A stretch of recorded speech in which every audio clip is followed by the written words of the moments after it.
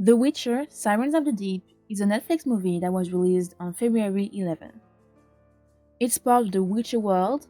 It's actually an adaptation of a short story called A Little Sacrifice, written by the Witcher author Andrzej Sapkowski. We follow one of the many adventures of Geralt of Riv, a Witcher. You might know him from the novels, the video games, and more recently the Netflix TV show.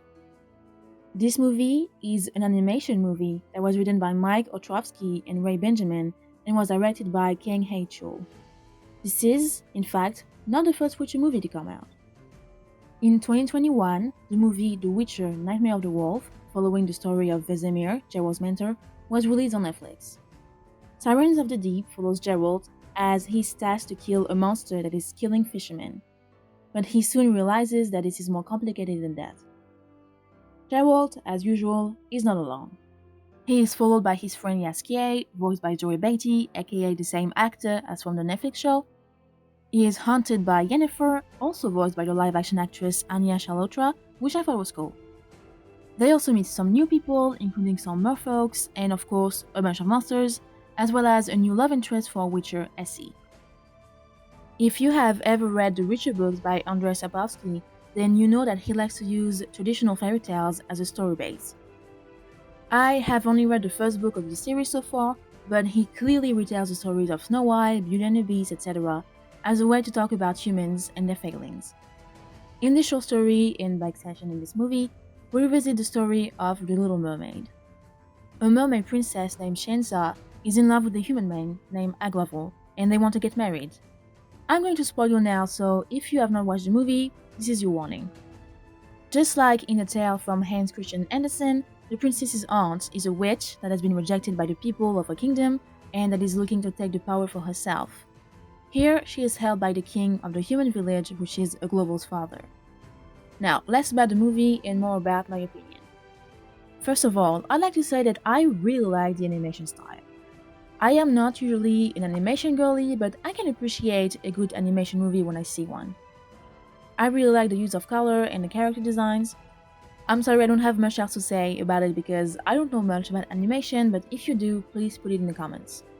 Now, plot-wise, I don't know if this is a good adaptation or not, since I have not read the short story. But if we just look at the plot for the movie, I have to say, I really enjoyed it. Of course, I really like Sapkowski's style of reusing fairy tales, like I mentioned. And although I did see the twist coming of the aunt and the father working together, I was still very engaged during the whole movie. I also liked the action scenes and the use of the different characters. No one felt left out, even the characters that you see less. I liked the rhythm of the movie and how it was paced. We're not constantly overwhelmed with monster fight scenes, although we have quite a lot of them. We have some more intimate scenes, some even take place inside of Geralt's head. We have the same dynamics as in the books or the TV show, and, being such a fan of the story, I really appreciated that this felt familiar.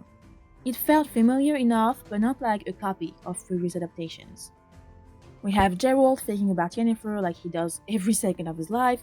We have Jaskier singing, making jokes, and altogether annoying him. We have a new love interest that Geralt spends the night with but cannot stay with because he's not made for settling down, and also he's still thinking about Yennefer like he always does. We also have humans being absolute dipshits. We have merfolks being absolute dipshits. That's a classic Witcher story that feels familiar, but it is still new. Another twist I saw coming at the end but still thoroughly enjoyed was when Aglovol took the potion to turn into a merperson instead of Shenza. During the movie, she wanted him to prove his love for her, and that's what he did in the end. He only wanted to be with her, and honestly, if I was him, I also wouldn't want to stay with his father.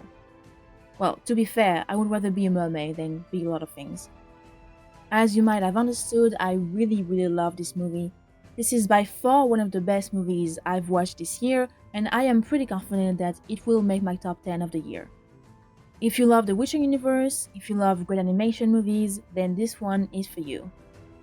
I hope there are more in development, and in the meantime, I am going to watch the first movie about Vesemir. Thank you so much for watching this video, I hope you enjoyed it, and I will see you soon for another video about cinema, TV shows, and music.